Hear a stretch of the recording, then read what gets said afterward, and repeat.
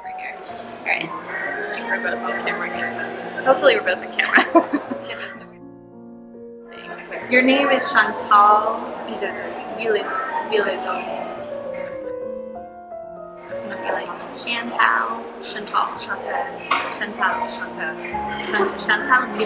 Bilodeau. Yeah. Okay. There's no way to look. I didn't ask you before we started. We'll cut this out or something. Hi, I'm Melissa Flower with Luciole International Theatre Company, and I'm sitting with Chantal Bilodeau. She is a playwright and translator, and she's working right now on a play cycle of 8 plays called the Arctic Cycle, where she travels to different locations in the Arctic Circle to do research and develop plays about climate change. She's also part of what we are now joining into, which is called the Climate Change Theatre Action. How do you explain Climate Change Theatre Action? Yeah, it's a worldwide series of readings and performances of short climate change plays presented to coincide with the United Nations COP23 meeting. Okay, good. So Luciole is going to be putting on plays, and we're calling the series Celsius, opening November 8th, and running through the weekend at Match. Okay, so climate change plays are bringing us to Houston. How would you describe the kinds of plays that they're going to see? Yeah, so the writers we commissioned are from all over the world, from all 5 continents, so the plays are very, very varied.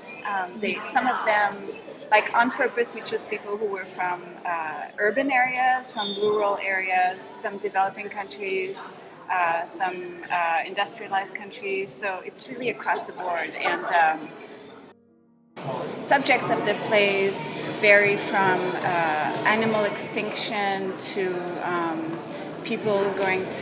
somebody going to Mars to look for a better environment, from trees, like beloved trees in a village being cut down. Okay, and then also you were recently at Rice University. Can you tell us what you were there for and what you presented? Yes, it was a few years ago at the Center for Energy and Environmental Research in the Humanities. And I was there to present about, somebody contacted me through the blog Artists in Climate Change, and I was there to present about that. So I tried to bring together artists who address climate change from any discipline to put them together in one place so they can talk about what they do and other people can have access to it. And then what happened after? So after, it was like a one-time event, or did you travel that kind of event other places? No, the website is ongoing, but my presentation was a one-time event. Okay. Something like specifically about climate change issues and environmental issues is international, and we do, of course our mission is to do international work, but for you, when you think about globalization, do you think that that's given more credence to the environmental impact of everything? Do you feel like people are coming together? Do you think that the upcoming UN thing, does it feel like it's going to be a very successful event to you? I think that Paris 2 years ago was hugely successful, even though the Paris Agreement has its flaws. It was the first time ever that so many countries could come together and agree on something. And I think there is a lot of hope that the momentum will keep going, although I have no idea what it means that Trump has pulled out for the rest of the world community. I don't know if it means they're going to sort of rise up and say, okay, we'll do what we need to do without the U.S., or if it's going to be like, well, if the U.S. doesn't participate, what can we do? If there's people, the Paris Agreement, people always talk about it. Are you able to say, what is the Paris Agreement? When people, what are the highlights? That there was a commitment, which is not legally enforceable, unfortunately, but to try to keep the warming below 2 degrees Celsius. And then every country is free to set their own targets, you know, but it's all interdependent. So difficult negotiations was about who's going to pay for what, because the developing countries need energy to grow and reach the standard of living that we have, but they don't have the money to like get away with coal or with all the dirty energy. So the industrialized countries have to step in and cover some of those costs. Okay. I can't believe that they made those I mean, they had to. That must have been so difficult to make those negotiations.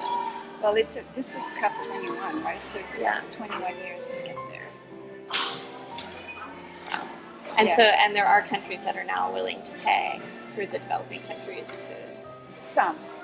You know, I think the US definitely is, and the Europe is giving a lot of money to try to help. And some countries may be able to bypass, like go straight to renewable energy. You know, like some regions in Africa, let's say, who don't have electricity, instead of laying out the grid like you normally would the traditional way, they may be able to go straight to renewable energy. Oh wow! And would they just jump to solar, or those countries are jumping to wind, or? I think it's a mix.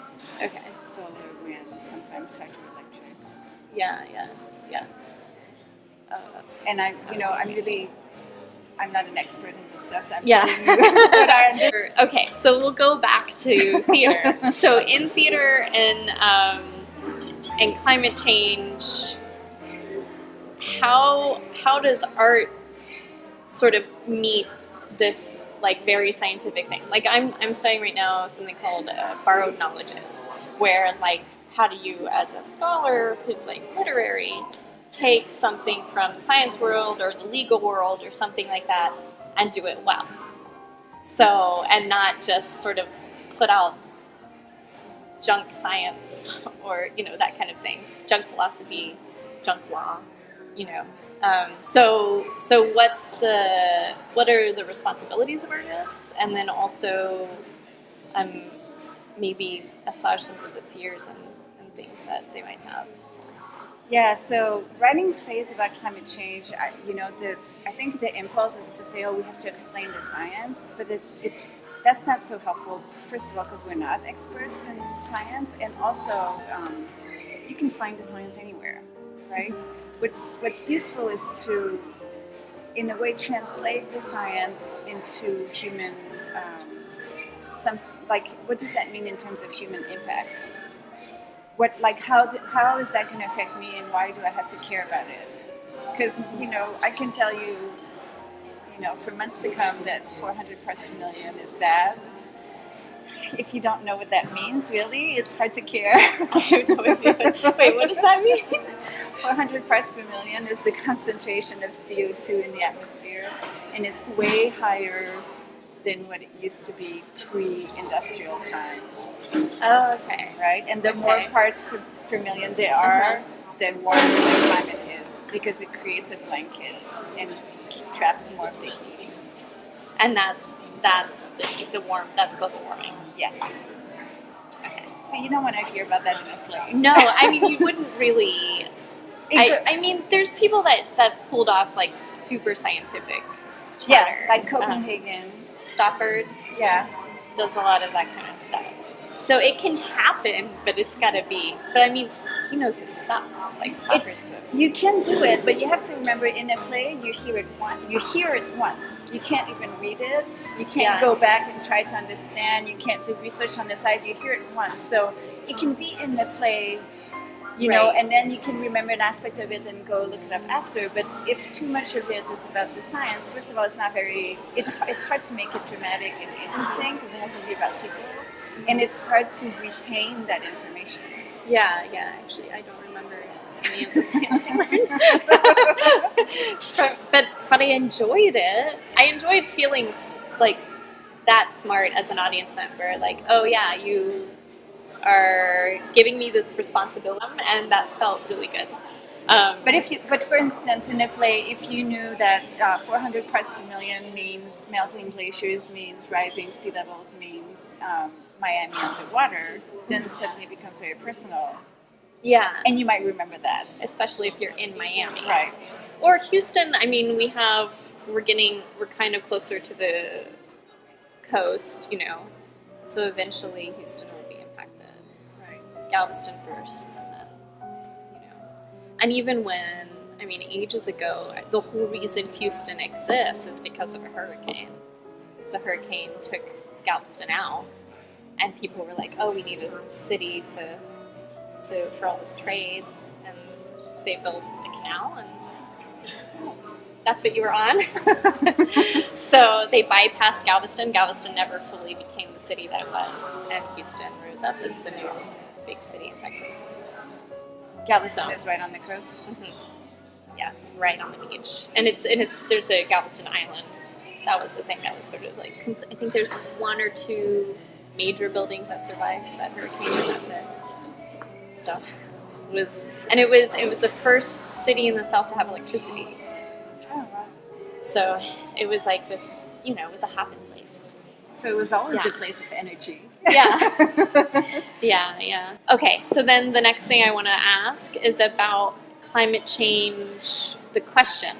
How can we turn challenges of climate change into opportunity? How did y'all land at that question? When I read that question, I immediately think economics or something like that, you know. So whenever you guys were thinking of this question, what was your thought process on that? That was the prompt we gave to writers, and we it was like a small paragraph, so there was a little bit more to it. Okay. And some of it was you know, if people already get a lot of bad news from the media, from mainstream media.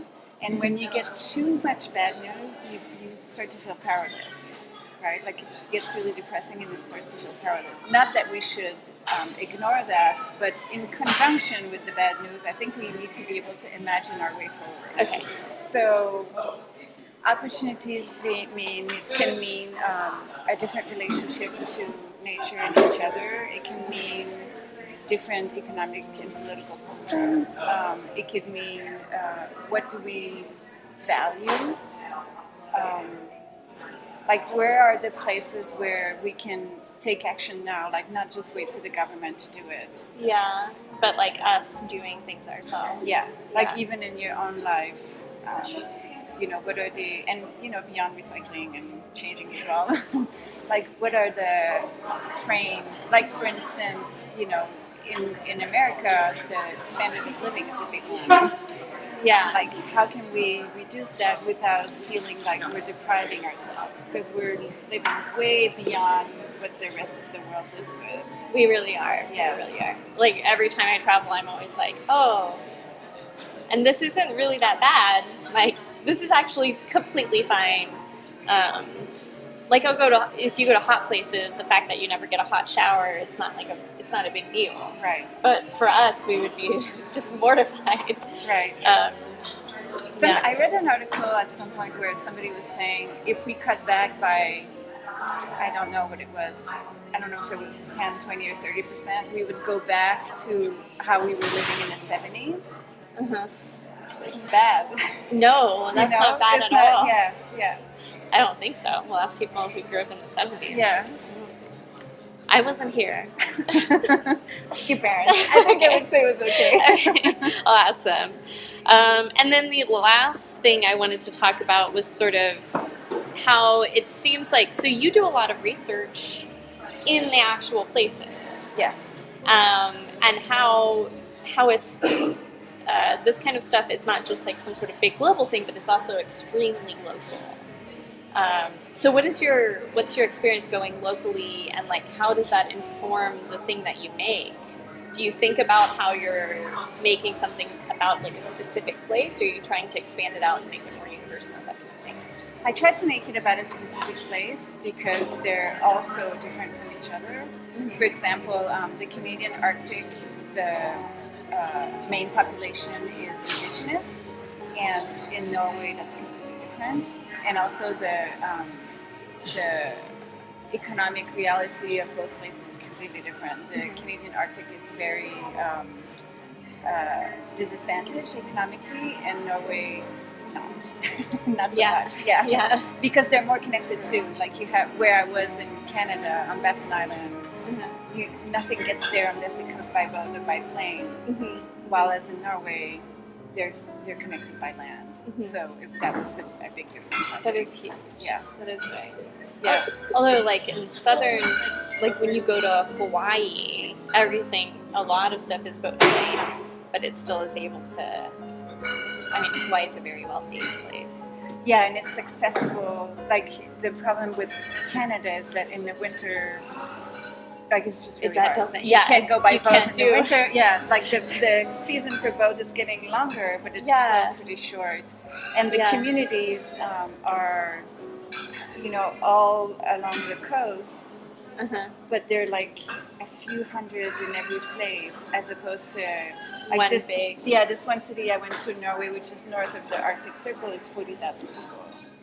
So I think that also has an effect on what you can get there. What that place can sustain. Wow, that's amazing. So we're doing Celsius, which is a series of 5 plays. So please come out and see us. Thank you, Chantal, for this interview. Thank you.